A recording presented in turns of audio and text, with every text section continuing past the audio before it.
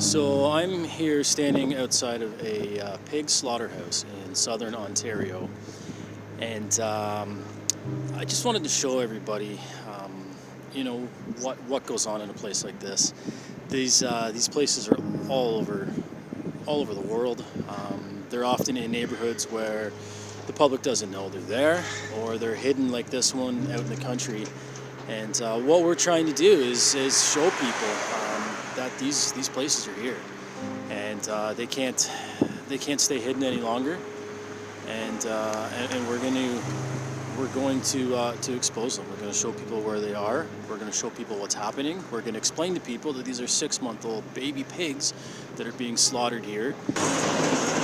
This here, look into the eyes of your bacon.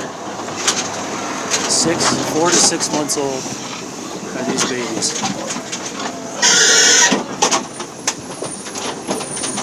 This is what you're eating. This is poo you're eating. This is so unnecessary. These babies are terrified, but it's only going to get worse. This is a horrific experience. This is not necessary. Please stop. Look in your eyes. And another death truck. They just keep coming. So very shortly there will be some activists that will arrive, and we'll start at the intersection nearby, and just do some outreach, hold some signs, do some leafletting, let people know that this place is here, that these are babies, these are 6-month-old babies that are being killed, so that people can say yum bacon, and enjoy the sauces and seasoning that they have on dead flesh. And then everybody will come over here where we'll all watch this, bear witness, experience it, and hopefully there'll be some new people come out, and they'll be motivated to do more, because we need a world full of activists to create this change. I used to think I was doing enough just by not eating animals, not consuming animal products, and it's not. I'm not getting through to anybody by doing that. So we need to make sure society hears us, so we can save these babies, because they don't deserve to go through this. This is just it's tough to watch this. It's a disgusting and horrid place. But as long as they are here, we will be here to expose them, to show people what's here. This won't go hidden any longer.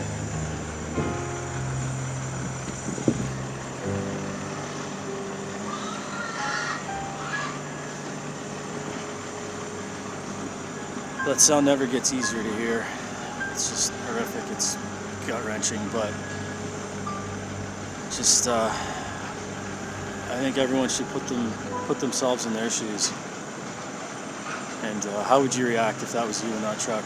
What would you be doing right now?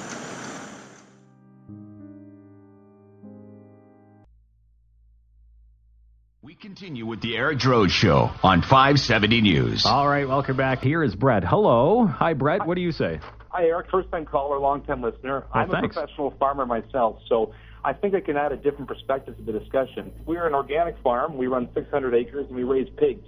I can definitely appreciate the importance of high degrees of animal welfare, and I think it's a misstatement to say that farmers, the primary producers, and even the processors in the agriculture industry don't have a high degree of respect for livestock. They're so important to us. There's a great degree of respect we have. It's a mutual respect, but the full discussion needs to be had.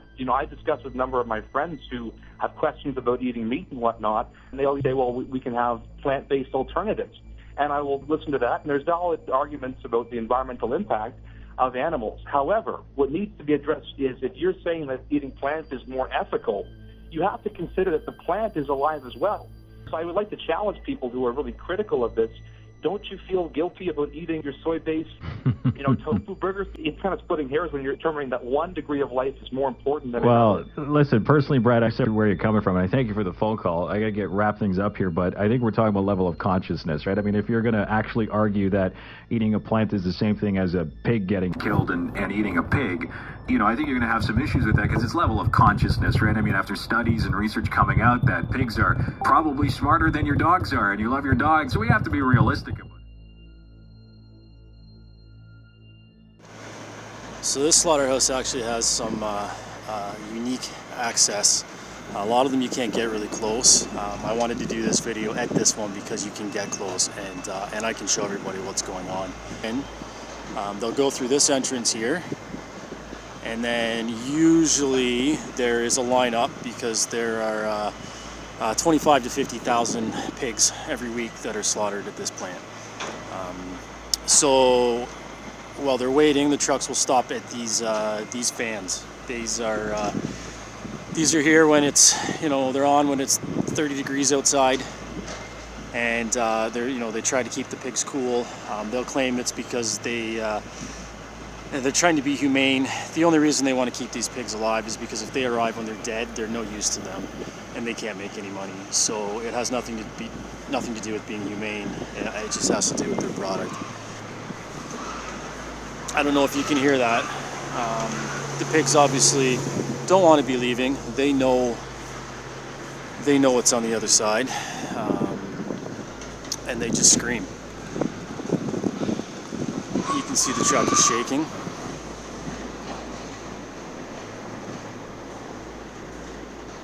They're absolutely terrified. They're not dumb animals. They know what's going on, and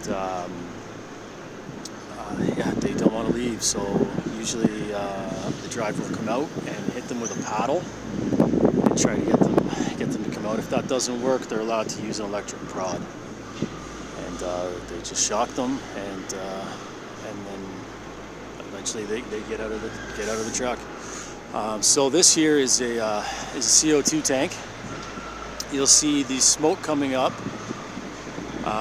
When that smoke is coming up, that means that pigs are being gassed. They will tell you that it's a more humane way to go. Dying by CO2 burns you from the inside. It's not pleasant. They do it to make them docile. It's a slow and agonizing death.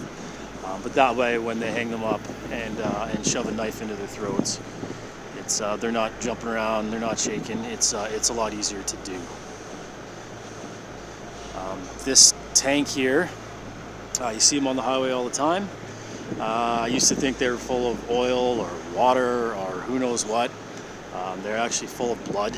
These are blood tanks. They suck up all the blood off the floor, and they pump them out into that tank where they're taken for other uses.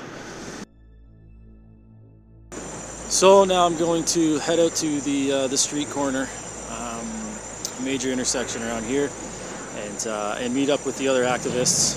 We'll do some, like I said, some leafletting, some outreach, and I'm just going to get some people's opinions on why they do this, why they're an activist, and why this is important to them, and why they're not going to be quiet. Austin, What's up? so what brings you here today? Why are you an activist? Why are you here speaking up for the animals? Well, I just don't think it's right how they're treated, how they're exploited and used like they're not even living things. And I feel animal agriculture is really bad for a lot of things. So I'm here to be a voice for them because they can't speak for themselves. I'm an animal rights activist, obviously, because I care about animals and their lives, and I think they like any other living being, want to live. So I want to do everything in my hands to be able to help them to live a joyful life. I think we're getting at least getting into people's minds, you know? Like they like to ignore this type of thing, but I think it's good to like show them that it still exists, you know? Why I'm here today is to raise awareness about slaughterhouses and how they treat animals, and just to make sure also I stay connected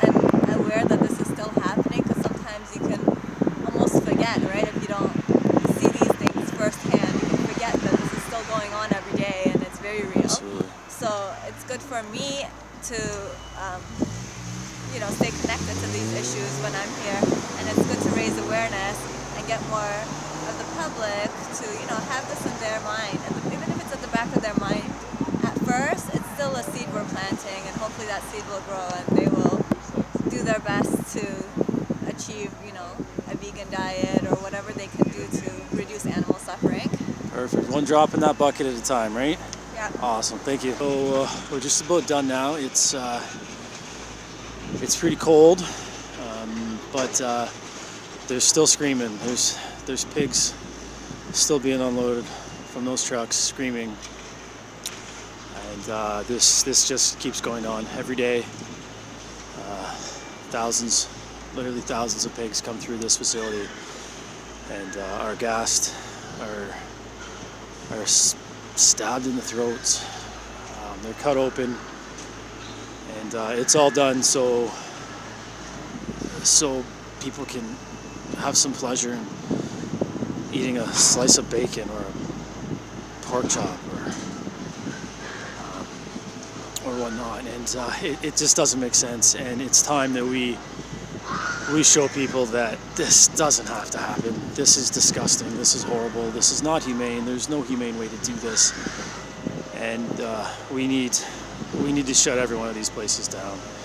And there's no waiting for the future. I'm sick of hearing that we're ahead of our time. Society's not ready, and that's no excuse for living an unethical life. It's time. The time's now. We're gonna make this happen. This is gonna stop.